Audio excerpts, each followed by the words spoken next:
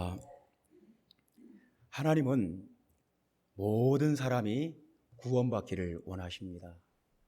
하나님은 자신의 피조물, 자신의 형상대로 지음받은 모든 사람이 한 사람도 예외 없이 구원받기를 원하시고 그것이 하나님의 뜻입니다. 창세로부터 예비된 나라, 우리를 위해서 예비된 나라를 다 상속받기를 주님은 원하십니다.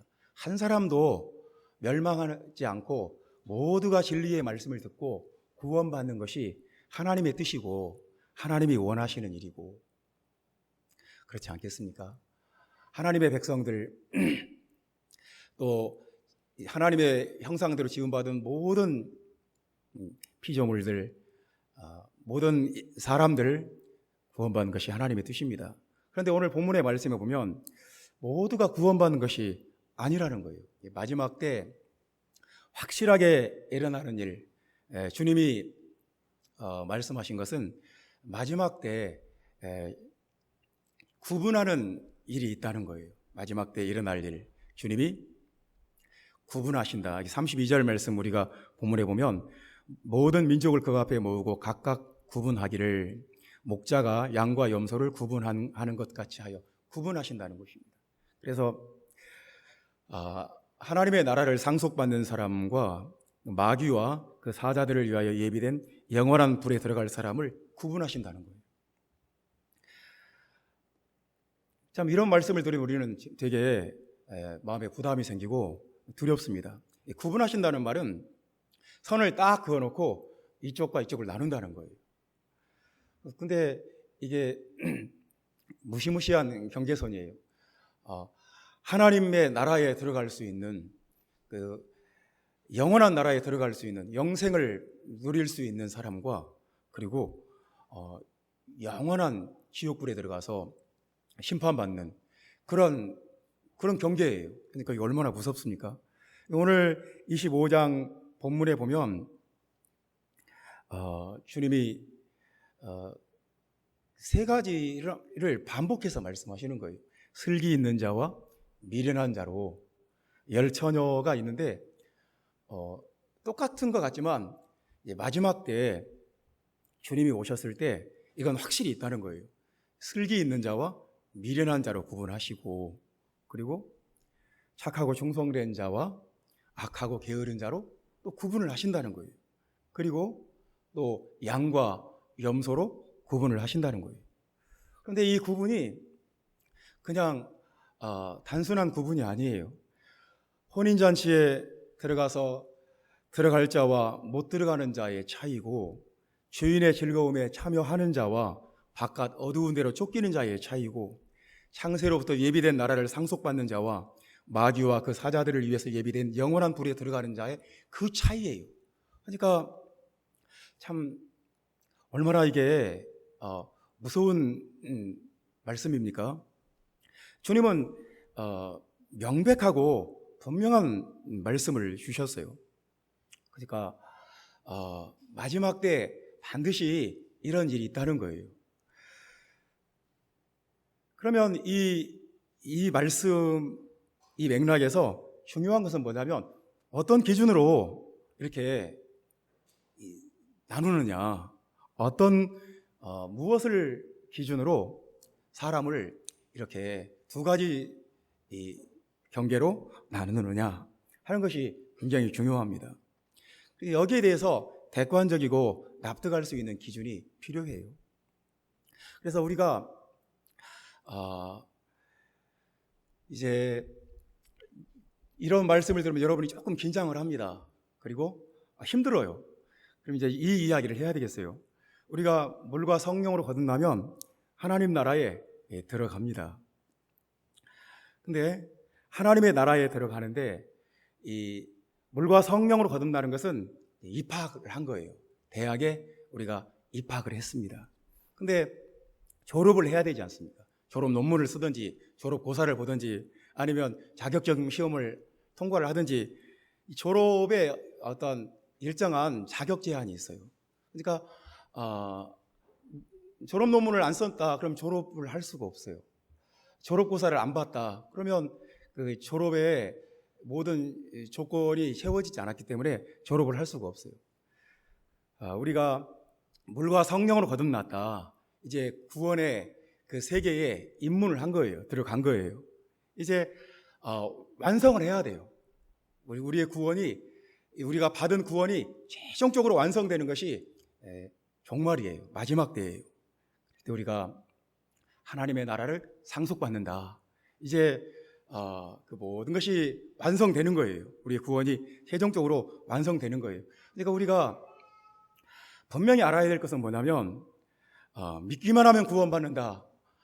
이런 것은 결코 성경적이지 않습니다. 믿기만 하면 구원받는다. 우리는 싸구려 은혜로 구원받는 것이 아닙니다. 우리는 하나님의 그 특별하신 은혜로, 놀라우신 은혜로 우리가 받는 구원은 놀라운 것입니다. 하나님은 계속해서 우리 속에서 우리의 구원을 완성하고 있어요. 완성해 나가고 있어요. 그래서 오늘 여러분과 함께 세 가지 말씀을 나눕니다. 구원받는 사람과 구원받는 사람, 구원받지 못하는 사람, 어떤 차이가 있는가? 첫 번째는 등불이 꺼진 자는 구원받지 못한다 하는 말씀입니다. 등불이 꺼진 자, 우리 8절 말씀 다 같이 읽어보겠습니다. 미련한 자들이 슬기 있는 자들에게 이르되 우리의 등불이 꺼져가니 너희 기름을 좀 나눠달라 하거늘.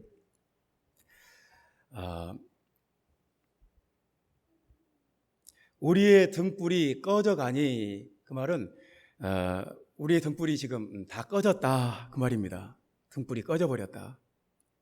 그러니까 10명의 처녀가 있었는데 5명은 슬기 있는 사람이고 5명은 미련한 사람이에요. 근데 이제 무엇로 그것을 알 수 있냐면 기름을 예비했는가, 예비된 기름이 있는가 없는가, 그것으로 그들의 그 지혜로움과 슬기로움과 미련함이 드러나는 것입니다. 10처녀는 그러니까 10명은 그 예수님 당시에 그 회당 구성의 정족수였어요. 그러니까 하나의 회당을 구성하려면 유대인 성인 남자 10명이 있어야 하나의 회당으로 인정을 받는 거예요.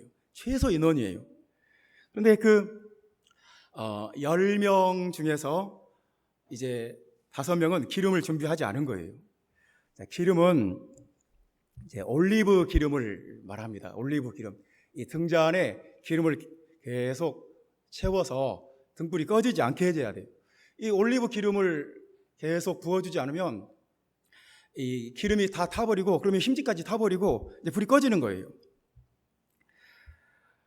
기름이 부족하면 등불이 꺼지는 것은 당연한 것 아니겠습니까? 아니, 우리가 자동차 주행하려면 자동차에 기름을 채워 넣어야 되는 것이 당연한 것 아니겠습니까? 아니, 계속 자동차에 기름을 넣지 않고 계속 주행한다는 것은 이건 상식적으로 상상할 수도 없는 일이죠. 마찬가지예요. 이 기름은 우리에게 성령을 말해요. 성령의 기름을 계속해서 이렇게 공급받는 사람, 성령의 기름을 계속 채우는 것, 이것은 우리 구원받는 사람에게 참 중요한 거예요. 기름이 없으면 자동차가 멈춰요. 큰일이에요. 정말 자동차가 도로 한가운데서 멈춰 선다는 것 얼마나 끔찍한 일입니까? 마찬가지로 우리를 하나님 앞에서 살게 하고 우리의 생명을 유지하게 해주는 것은 성령의 기름밖에 없어요. 성령의 기름이 없으면 우리는 멈춰요. 성령의 기름이 없으면 우리는 등불이 꺼져요. 성령의 등불이 없으면 우리는 캄캄해지고, 우리는 답답해지고, 우리는 어떤 길을 찾을 수가 없어요. 결코 빛을 볼 수가 없어요. 그래서 성령의 기름이 얼마나 중요한지 이걸 무시하면 안 돼요. 형제자매 여러분에게 성령의 기름이 계속 채워져야 돼요. 이것이 하나님의 뜻이에요. 그러니까 마지막 때 하나님 앞에 구원받지 못하는 사람은 성령의 등불이 꺼져버린 사람이에요. 성령의 등불이 꺼져버리고 더 이상 마음에 성령의 어떤 감동도 없고 어떤 성령이 주시는 기쁨도 없고 성령이 주시는 은혜도 없고 그냥 메말라버린 거예요. 등불이 꺼져버린 거예요. 우리가 이것을 우리 스스로가 잘 알아요. 내 안에 지금 성령의 기름이 채워져 있는가 그렇지 않은가를 누구보다도 자기 자신이 잘 알아요. 성령을 소멸치 말라, 그 말씀은 성령의 불을 끄지 말라는 거예요. 여기서 이 기름이 꺼져가니 그 말하고 그 꺼져가니 이 단어하고 성령을 소멸치 말라, 그 소멸치라는 말하고 똑같은 말이에요. 원어는 똑같아요. 그래서 성령의 불이 꺼져버리면 누구보다도 내 자신이 알아요. 아, 지금 내가 성령의 불이 아주 희미하구나, 아니면 좀 꺼지려고 하는구나, 아니면 꺼졌구나. 우리가 예수 믿는 것은 그냥 어떤 종교 의식이 아니에요. 어떤 종교를 갖고 어떤 종교 의식을 행하는 그런 차원이 아니에요. 우리에게 살아계신 하나님의 그 성령의 임재를 체험하는 것, 이것이 신앙이고 이것이 우리 신앙의 가장 중요한 핵심적인 문제예요. 그래서 형제자매 여러분, 계속해서 성령을 구하고 성령의 은혜를 사모하고 성령의 임재 속에 들어가는 여러분 되시기를 주님의 이름으로 축원합니다. 구원받는 사람은 그런 거예요. 이 구원을 못 받는 사람은 성령을 무시해요. 자꾸 성령을 소멸해버려요. 성령을 소멸해요. 그래서 참 놀랍게도 하나님의 성령은 무제한 리필이에요. 언제든지 채워져요. 항상 구할 때마다 성령은 채워져요. 여러분이 어느 곳에 있든지 성령을 체험받을 수가 있어요. 우리가 직장에 있든지 지하철에 있든지 집에 있든지 어느 순간이든지 5분이라도 10분이라도 조용히 무릎 꿇고 주님의 임재 속에 들어가는 것, 우리에게 주신 특권 중에 특권이에요. 언제든지 주 예수님, 주님의 임재 가운데 나아갑니다. 주님의 은혜의 보좌 앞에 나아갑니다. 주님이 바로 나에게 응답하고 내 속에 성령의 기름을 채워줘요. 근데 이 놀라운 특권을 우리가 가지고 있는데도 이걸 안 해요. 이게 정말 깜짝 놀랄 일이에요. 바쁘다는 핑계로, 정신없다는 핑계로, 스트레스 받았다는 핑계로 우리가 하나님의 그 무한 리필 성령을 우리가 무시해버린다는 거예요. 그거 없으면 우리가 못 사는데, 그것이 없으면 우리가 마귀에게 시달리는데, 그 성령이 없으면 우리 등불이 꺼져버리는데, 아니 왜 그런데도 불구하고 이 핑계 저 핑계 대면서 성령을 구하지 않아요. 다른 어떤 자기의 수단과 방법을 동원하려고 하고 성령을 구하지 않아요. 여러분, 우리는 어떤 사람이 돼야 돼요? 성령을 구해야 돼요. 그 기름 부음을 계속해서 구해야 돼요. 이 사람이 지혜로운 사람이에요. 여기서 슬기 있는 자라는 말은 사려 깊은 생각성이 있는 그런 사람이에요. 그리고 미련한 자, 그 말은 헬라어로 얼빠진, 아무 생각 없는 그런 사람이에요.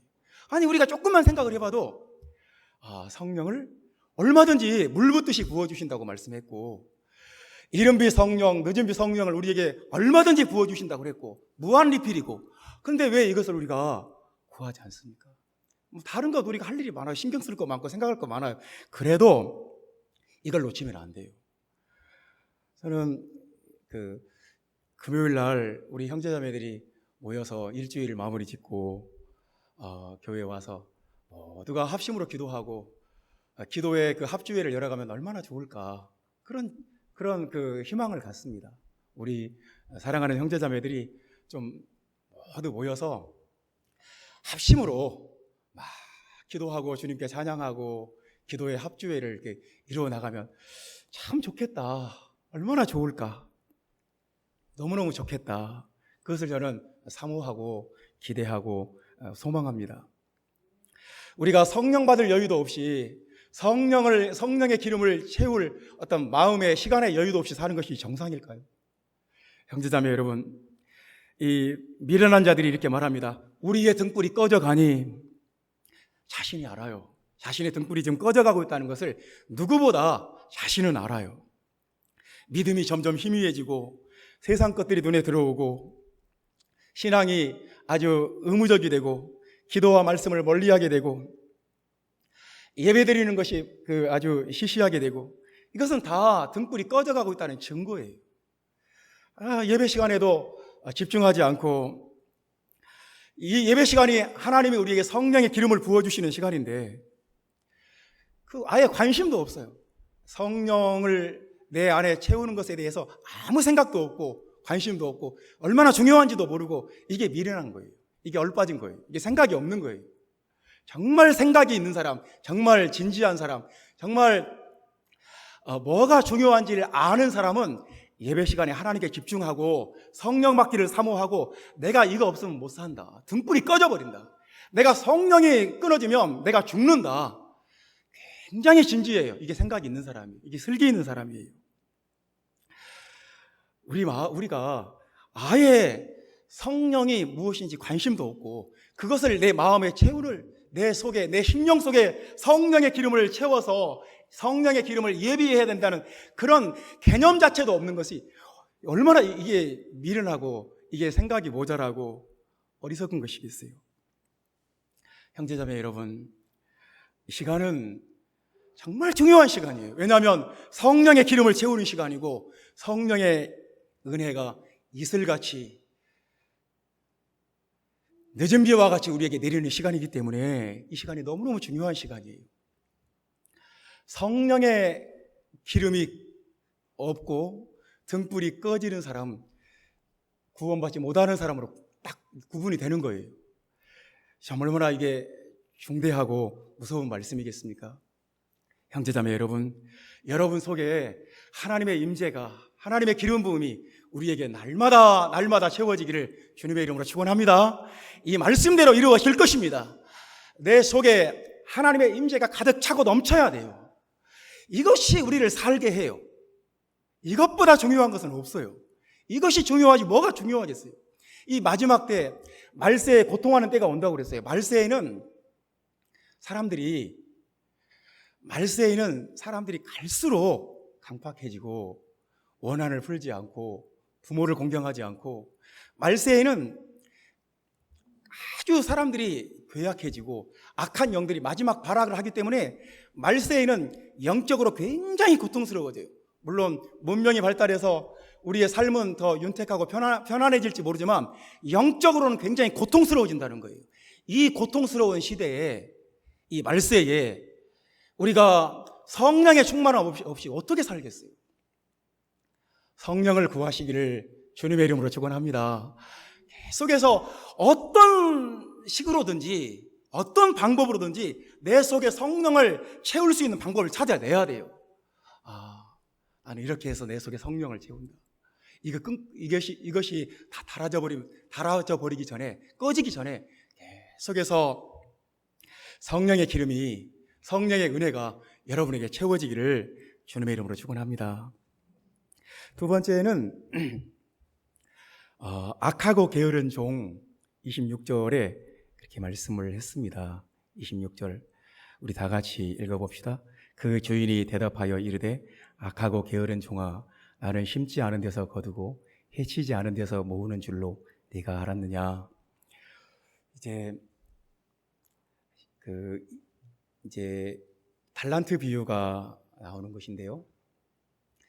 참 우리가 여러분 하나님을 어떻게 생각하십니까? 여러분에게 하나님 하면 어떤 이미지가 딱 떠오르시는 거예요? 하나님, 나는 하나님 좋아. 하나님 없이는 못 살아. 내 인생에 최고로 중요한 분이 하나님이에요. 나는 다른 건 다 손해봐도 괜찮아. 하나님은 손해 못 봐. 나는 하나님이 좋아. 좋으신 하나님, 은혜의 하나님, 너무너무 귀하신 하나님, 나에게 예수 이름을 알려주신 하나님,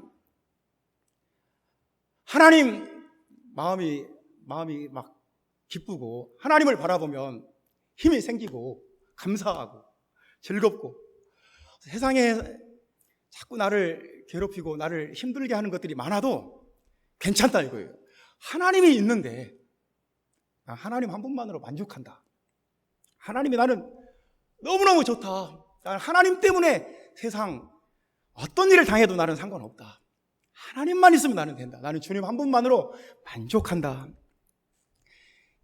여러분 안에 이 마음이 있으면 참 이게 잘하는 거예요. 이게 지금 굉장히 은혜가 넘치는 거고 이게 구원받은 신앙이에요.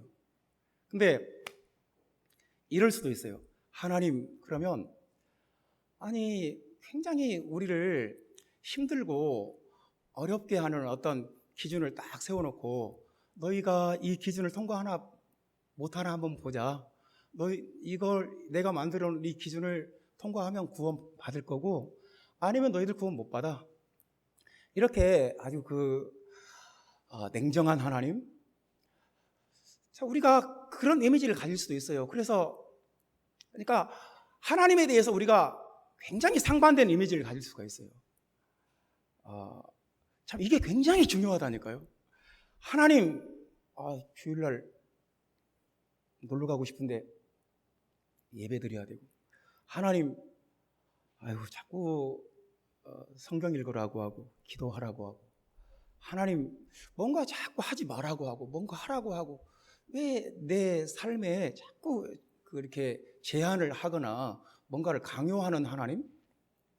그럼 우리가 하나님 앞에 우리가 절대로 적극적일 수가 없어요. 하나님 앞에 굉장히 인색해질 수밖에 없어요.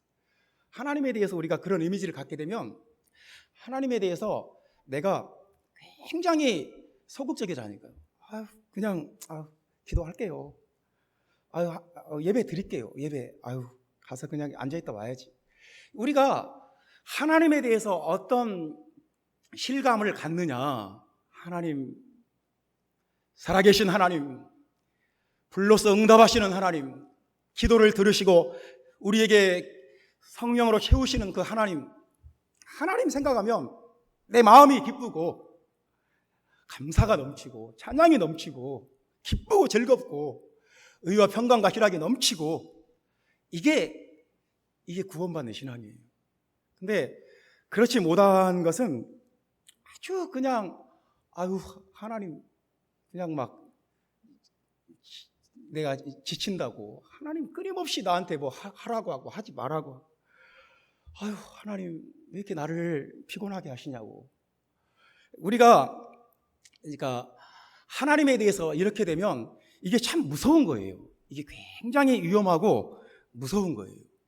나는 여러분들이 하나님에 대해서 어떤 이미지를 갖고 있는지, 하나님에 대해서 어떤 하나님을 체험하고 있는지, 어떤 하나님을 경험하고 있는지, 어떤 하나님을 만나고 있는지, 여러분 하나님을 어떤 분으로 생각하는지 나는 궁금해요. 히브리서 2장 3절 말씀에 보면 이 큰 구원을 등한히 여기면, 그런 말이 나와요. 등한히 여기면. 그러니까 이거 하나님이 우리에게 엄청난 구원을 주셨는데 무관심한 거예요. 이걸 멸시해버리는 거예요. 이걸 무시해버리는 거예요. 경홀히 여기는 거예요. 하나님께서 우리에게 복음을 주시고 물과 성령으로 거듭나게 하신 이 구원이 얼마나 큰 구원인데, 얼마나 엄청난 구원을 우리에게 주셨는데 우리가 이 구원을 등한히 여기면, 등한히 여기는 자가 있으니까 이 말씀을 하신 거지, 모두가 이 구원에 대해서 감격하고 감사하고 기뻐하면 이 말씀을 하실 리가 없어요. 그렇지 않습니까? 형제자매 여러분, 그런 것이 성경에서는 악한 거예요. 그런 것이 성경에서는 위험한 거예요. 에서 같은 사람, 자신에게 주어진 장자의 명분이 얼마나 귀한 것인지 몰랐어요. 한 그릇 식물과 바꿔 먹어버렸어요. 자신에게 주어진 그 장자의 명분, 그 구원의 반열에 들어간 거, 하나님의 구속사의 반열에 들어간 것이 얼마나 크고 귀한 것인지 그걸 몰랐어요. 쉽게 생각했어요. 무시해버렸어요. 그런 것이 하나님 앞에서는 무시무시한 죄예요. 그래서 예수는 울면서 회개할 기회를 얻고자 했지만 다시는 회개할 기회를 얻지 못했다고 그랬어요. 그러니까 성경에서 우리는 이런 것이 참 무서운 죄다. 내가 받은 구원을 쉽게 생각해버리는. 내가 분명히 예수 그리스도 이름으로 침례 받았고 내가 방언표적으로 성령 받았어요. 근데 별것 아니라고 생각해요. 이게 이런 것이 무서운 죄예요. 이런 것이 하나님 앞에서는 악한 거예요. 그러니까 내가 하나님께 받은 구원이 얼마나 중요한 것인지, 내가 물과 성령으로 거듭났다, 기뻐하고 춤추고 감사하고 영광 돌려야 마땅하죠. 근데 그렇지 않아요. 그냥 무슨 하나님 앞에 나올 때 억지로 나와서 오늘 주일날인데 교회 안 가면 안 되나, 이런 식이 되면 이게 참 곤란한 거예요. 그러니까 하나님 앞에서는 이런 것이, 이런 태도와 이런 모습들이 보이지 않는 이런 것들이 참 결정적으로 중요해요. 형제자매 여러분, 오늘 본문에 보면 주인이 자기 종들에게 달란트를 줘요. 그래서 5달란트, 2달란트, 1달란트 그렇게 줍니다. 달란트는 예수님 당시에 최고의 화폐 단위였어요. 그러니까 우리는 천, 만, 억, 조, 경, 그 이유는 잘 모르겠어요. 그런 어떤 화폐 단위가 있잖아요. 그 당시에는 달란트가 최고로 큰 단위예요. 달란트보다 더 큰 건 없어요. 그러니까 우리가 억 그러면, 만약 억까지 우리가 아는 숫자 단위가 억이다, 그럼 그게 달란트인 거예요. 내가 조까지가 최고로 큰 숫자다, 그러면 조가 달란트인 거예요. 달란트는 금 5달란트를 주고 금 2달란트를 주고 금 1달란트를 줬다고 그랬는데, 여러분 금 1달란트가 얼마나 되는지 아십니까? 34kg이에요. 1달란트가 34kg. 그러니까 금이 34kg이면 얼마나 큰 돈이겠어요. 여러분 얼마를 주면 순금 34kg을 사겠어요? 18K나 24K나 그런 게 아니에요. 골드를 34kg 사려면 시가가 얼마겠어요? 그러니까 1억만 줬다는 것도 엄청난 거예요. 1달란트를 맡겼다는 것도 엄청난 것을 맡겼다니까요. 주인이 자신의 재산을 그냥 1달란트, 2달란트, 5달란트를 맡겼다는 게, 이게 엄청난 화폐의 단위예요. 1달란트만 맡겨놨어도 금이 34kg인데 이거 정말 깜짝 놀랄 일 아니에요. 나에게 이 엄청난 것을 맡겨주셨다니, 질그릇의 보화를 주셨구나. 우리가 받은 구원이 얼마나 큰 것인지를 몰라요. 내가 지금 얼마나 큰 구원을 받았는지 우리는 별로 생각 안 해요. 여러분에게 복권이 당첨됐으면 진짜 막 까무러쳤을 거예요. 이게 생시냐 꿈이냐 생시냐 하면서. 그런데 우리가 받은 구원에 대해서는 별로 생각을 안 해요. 기억도 안 해요. 그냥 이제 아주 그냥 무감해졌어요. 그냥 구원받는 것이 특별한 일이 아닌 게 되어버렸어요. 주님이 이스라엘 백성들에게 되게 섭섭하신 것이 뭐냐면, 광야에서 계속 반항했다는 거예요. 광야에서 계속 반항했다. 사막에서 슬프시게 한 것이 몇 번인가. 하나님을 거듭거듭 시험하며 이스라엘의 하나님을 노엽게 했다, 화나게 했다는 거예요. 근데 시편 78편에 이스라엘이 이렇게 하나님 앞에 40년 동안 불량하게 된 것이 뭐냐면, 하나님이 자기들을 얼마나 큰 구원으로 구원해 주셨는지를 기억하지 않았다, 그렇게 말해요. 그러니까 이 큰 구원을 기억하지 않고 그들의 권능의 손을 기억하지 아니하며 대적에게서 그들을 구원하신 나를 기억하지도 아니하였도다. 아니, 세계 최강대국 애굽 나라에서 10가지 재앙이 임했는데 이스라엘 백성들에게 그 재앙이 하나도 임하지 않았어요. 홍해가 갈라져서 땅바닥처럼 거기를 건너왔어요. 광야에서 하나님께서 만나를 내려주시고 생수를 터지게 해주셨어요. 하나님께서 구름 기둥과 불 기둥을 내려주셨어요. 그런데 하나도 기억하지 않아요. 하나도 기억하지 않고 기쁜 것도 없고 감사한 것도 없고 감격하는 것도 없어요. 그냥 날마다 하나님께 반항해요. 하나님을 슬프시게 해요. 몇 번이나 그래요. 거듭거듭 시험해요. 하나님을 그러니까 노엽게 하는 거예요. 왜 이스라엘이 이렇게 왜 그러냐? 성경은 그 이유가 기억하지 않았다고 그래요. 기억하지 않았다.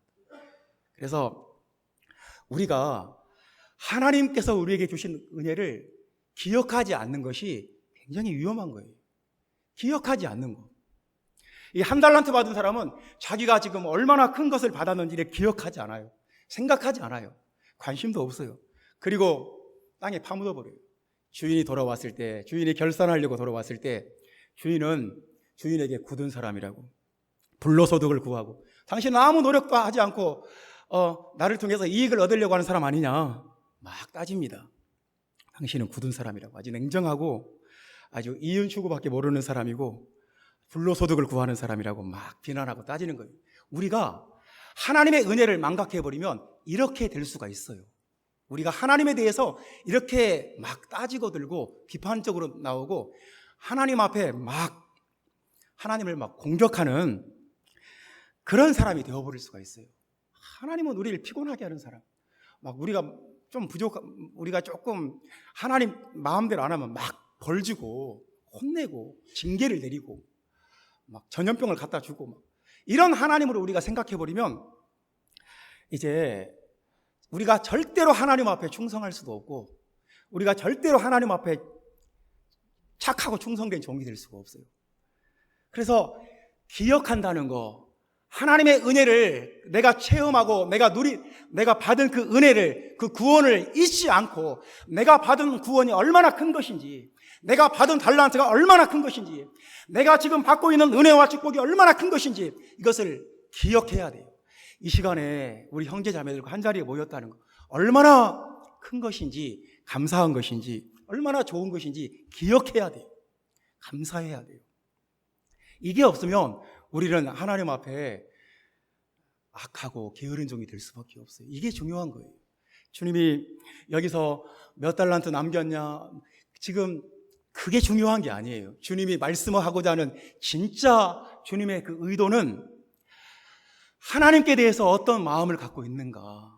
하나님을 생각할 때 여러분이 마음이 기쁘고 감사하고 감격하고, 하나님, 주님 때문에 내가 살아요.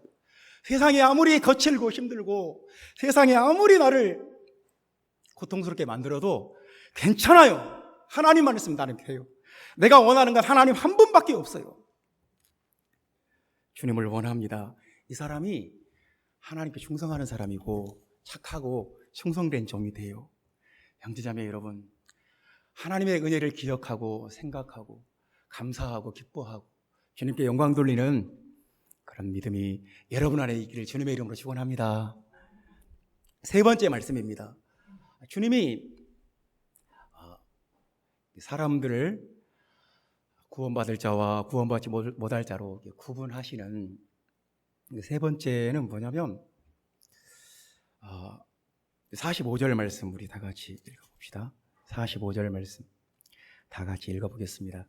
이에 임금이 대답하여 이르시되 내가 진실로 너희에게 이르노니 이 작은 자 하나에게 하지 아니한 것이 곧 내게 하지 아니한 것이니라 하시리니. 아멘.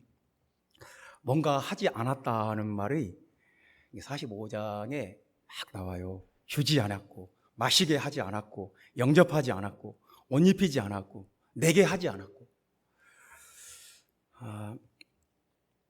저는 그 성경 읽다가 여기 나오면 참 힘들었어요. 그러니까 제 솔직히 그랬어요. 이 부분 읽으면 은혜가 잘 안 됐어요. 그러니까 좀 혼란스럽고, 그래서 이 부분 읽으면 마음이 좀 혼란스럽고 답답했어요. 그러니까 하나님은 우리가 예상하는 말씀만 하지 않으세요. 하나님의 말씀은 우리를 어쩔 때는 혼란스럽게 만들고 뭔가 골치 아프게 만들어요. 하나님의 말씀은 우리 예상 범위 안에 있는 말씀이 아니에요. 이러이러한 범주 안에 있는 말, 가끔은 그것을 뛰어넘을 때도 있어요. 그래서 우리가 성경을 읽을 때 저는 이 부분 읽을 때 항상 은혜를 못 받았어요. 근데 설교 본문으로 이 말씀이 딱 주어졌을 때, 자, 우리가 이 부분을 읽으면 이제 왜 혼란을 느끼냐면, 우리는 믿음으로 구원받는다고 그렇게 성경에서 정말 마르틴 루터가 이신칭이 하나 가지고 종교개혁 한 거 아니에요. 이신칭이 믿음으로 의롭게 된다. 근데 우리는 믿음으로 구원받고 믿음으로 구원받는 건데, 여기 보면 뭘 행해야 구원받는다고 강조점이 바뀌어져 있어요. 그러니까 믿음으로 구원받는 게 아닌가? 그냥 여기 있는 것처럼 배고픈 사람에게 먹을 것 주고 목마른 사람에게 마시게 하고 헐벗은 사람에게 옷 입히고 병들은 사람 돌보고 옥에 갇힌 사람에게 가서 도움 주고, 이런 어떤 행위가 구원의 결정적인 요소인가? 이제 우리가 그 성경이 일관성이 없다고 느끼는 거예요. 이 부분을 읽을 때. 아니, 우리가 믿음으로 구원받는 걸로 나는 알고 있는데 이렇게 뭔가를 하지 않았다고 천국에 못 들어가는가? 그럼 힘들어요, 이제. 그러면 불교도 공덕을 쌓아야 구원받는다고 하고 세상 이방 종교들도 다 선한 일 많이 하면 좋은 데 간다고 하는데 그거하고 뭔 차이가 있나? 이런 생각이 우리 마음속에 있기 때문에 이 부분을 읽을 때는 굉장히 힘들어요. 힘들고 뭔가 혼란스럽고 일관성이 없다고 느껴져요. 여러분은 어떻습니까? 저는 그랬어요. 이것을 이렇게 한번 생각해 봅시다. 우리가 복음을 믿고 믿음으로 구원을 받아요. 그럼 뿌리예요, 뿌리. 그래서 봄에는 씨를 뿌리고 그것이 싹이 나고 그것이 이렇게 자라나고, 그러니까 엄청나게 중요해요. 씨 뿌리는 자의 비유를 많이 말씀하시고 땅에서 좋은 땅에 씨를 뿌려야 되고, 그래야 100배와 60배와 30배의 결실을 맺고, 이런 말씀들이 엄청나게 중요해요. 근데 봄에는 씨를 뿌리고 이게 중요하고 가을에는 결실이 중요해요. 열매가 중요해요. 그러니까 마지막 때에는 이 강조점이 뿌리에 있는 게 아니라 열매에 있는 거예요. 우리가 복음에 뿌리를 내리고 우리가 복음이라는 집 안에 살고 있고 우리가 복음 안에서 행하고 있다면 이제 당연히 가을이 되면 그 열매가 있어야 되는 거예요. 추수 때가 되면 열매가 있어야 되는 거예요. 그러니까 복음으로 구원받는 게 아니라 행함으로 구원받는다, 그런 얘기가 아니고, 보는 강조하는 점이 다른 거예요. 지금은 추수 때예요. 마지막 때예요. 그래서 열매를 보는 거예요. 열매. 뿌리가 있으면 열매도 있어야 되는 거 아니겠어요? 그래서 형제자매 여러분, 우리가 예수를 믿고 우리가 구원받은 사람이면 당연히 어떤 열매를 맺는다는 거예요. 어떤 열매를 맺는다. 어떤 열매를 맺는다. 그러니까 우리는 이제 사실 이런 유형의 신앙들을 우리는 많이 봤어요. 예를 들어 봅시다. 복음에 대해서 많이 공부하고 유일신에 대해서 많이 알아요. 근데 굉장히 거칠고 매너도 없고 막 싸우려고 달려들고 다른 사람 막 공격적이고, 이런 사람 보면 회의가 느껴지는 거예요. 그 복음이 유일신이 그 진리가 왜 저 사람 삶을 바꾸지 못했을까? 아름다운 진리를 가졌다면 아름다운 행함이, 아름다운 생활이, 아름다운 인품이 있어야 되는 것 아닌가? 우리는 그런 거에 대해서 굉장히 그런 것이 우리를 힘들게 하는 건 아니겠어요? 그래서 우리가 유일신에 대해서, 사도적인 복음에 대해서 확실하게 배우고 분명하게 알고 다른 사람에게 가르칠 수 있을 만큼 똑부러지게 알고 확신하고, 이게 엄청나게 중요한 거예요. 근데 거기서 나오는 열매가 있어야 돼요. 열매가. 그러니까 복음을 아는 것에서 끝나버리고 그것에 대한 열매가 없어요. 그러면 이게 이제 얼마나 허무한 일입니까? 열매 없는 가을 나무. 이거 얼마나 이게 참 허무하고 참 당황스러운 일입니까? 그렇지 않습니까? 그러니까 우리는 예수를 믿으면 많은 것들을 추구를 해요. 어떤 교리에 대해서, 진리에 대해서 우리가 많이 배우려고 거기에 우리가 얼마나 노력을 많이 합니까? 또 은사를 추구하죠. 은사.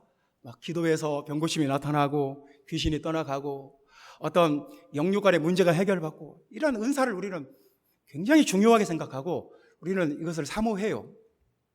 또 제자도 세상에 물들지 않고 하나님의 백성으로서 우리가 경건한 삶을 살려고 노력하고 세상에서 구별되려고 노력하고 이런 모든 것들이 우리에게 중요해요. 근데 그 자체가 목적이 아니고 그것을 통해서 어떤 열매가 있어야 된다는 것이 오늘 본문이 우리에게 하시는 말씀이에요. 그래서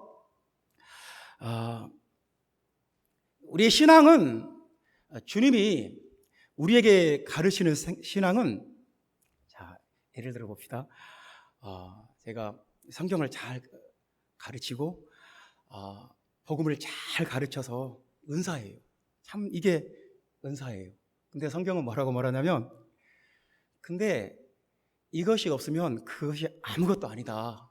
그렇게 말씀을 해요. 그것이 아무것도 아니다. 그러니까 그 은사, 탁월함, 그 뛰어남보다 더 중요한 것이 있고 우리가 궁극적으로 추구해야 될 것이 또 있다는 거예요. 어떤 그 기능적인 은사보다 훨씬 더 차원 높은 우리가 추구해야 될 궁극적인 신앙의 차원이 있다는 거예요. 내가 막 은사를 받아가지고 병을 고치고 막 귀신을 떠나가게 하고 능력이 막 나타나요. 근데 성경은 이렇게 말해요. 이것이 없으면 그것 아무것도 아니다. 그러니까 성경이 우리에게 우리를 궁극적으로 이끌어가고자 하는 그 차원이 있고 그 지점이 있어요. 우리가 그것을 생각을 해야 돼요. 그러니까 내가 막 성경 잘 가르치고 내가 막 은사가 막 나타나고 이게 다가 아닌 거예요. 그 이상의 것이 있다는 거예요. 내가 철저한 제자의 삶을 살아요.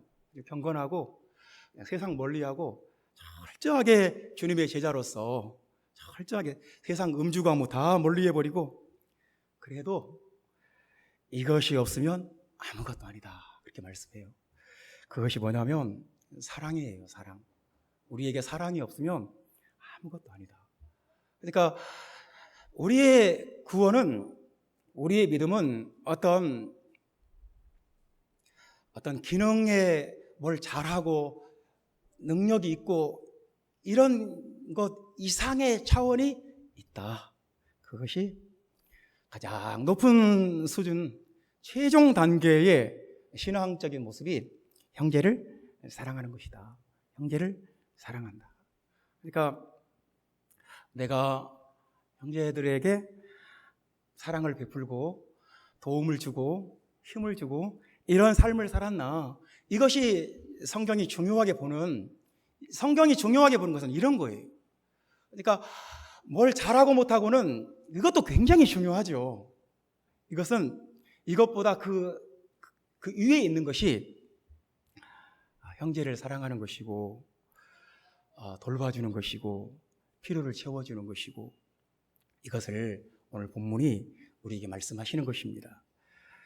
사랑하는 형제자매 여러분, 우리가 하나님께서 오늘 말씀을 통해서 우리에게 어떤 방향을 이런 사람 구원 못 받고 이런 사람 천국 가고 이런 어떤 그 기준을 정해 주셨다기보다 어떤 방향을 알려주신 이 방향으로 가야 된다. 성령의 기름 부음이 여러분에게 끊어지지 않기를 주님의 이름으로 축원합니다. 성령 받기처럼 쉬운 게 없어요. 그냥 어느 곳에서든지 예를 들어서 서울시 전체에 와이파이가 다 깔려 있다고 합시다. 버스 정류장에서도 건물 안에서도 지하철에서도 어느 곳에서든지 이제 와이파이 우리 접촉할 수 있어요. 데이터가 필요 없어요. 성령은 세계 어느 곳에든지 충만해요. 내가 내 마음을 열고 주님의 딱 접속하면 주님은 그 순간 내게 임해요. 어떤 순간이든지 어떤 시간이든지 어떤 상황에서든지 성령의 임재를 체험하고 그 기름 부음을 받는 아름다운 교회 형제자매 여러분 되시기 주님의 이름으로 축원합니다. 주님께서 내게 주신 은혜를 기억해야 돼요. 주님이 내게 얼마나 큰 은혜를 주셨는지, 내가 주님께 얼마나 큰 복을 받았는지, 이것을 등한히 여기는 것은 굉장히 위험한 거예요. 이것을 경홀히 여기고 이걸 무시해버리는 것은 굉장히 위험한 거예요. 여러분, 그 방향으로, 그쪽으로 가지 말고 날이면 날마다 하나님의 은혜가 새롭고 하나님의 임재가 새롭고 하나님의 축복과 구원이 여러분에게 새롭게 다가오게 되기를 주님의 이름으로 축원합니다. 세 번째는 최종적으로 우리가 도달해야 될 우리의 종착지, 궁극적으로 우리가 추구해야 될 신앙의 자리, 신앙의 차원, 그것은 사랑이에요. 내가 아무리 복음을 잘 가르치고 잘해도 사랑이 없다, 아무것도 아니에요. 최고로 중요한 것이 사랑이에요. 사랑의 열매가 여러분과 제 안에, 사랑의 열매가 우리 삶 속에서 내 눈에 보이는 형제를 사랑하지 않고 어떻게 눈에 보이지 않는 하나님을 사랑하겠느냐고 우리에게 책망하시는데, 저는 그 말씀 들을 때마다 무서워요. 왜냐하면 제가 그 말씀 앞에 자신이 없어요.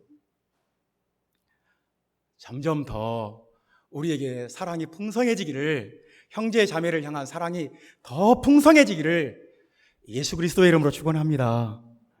기도하겠습니다.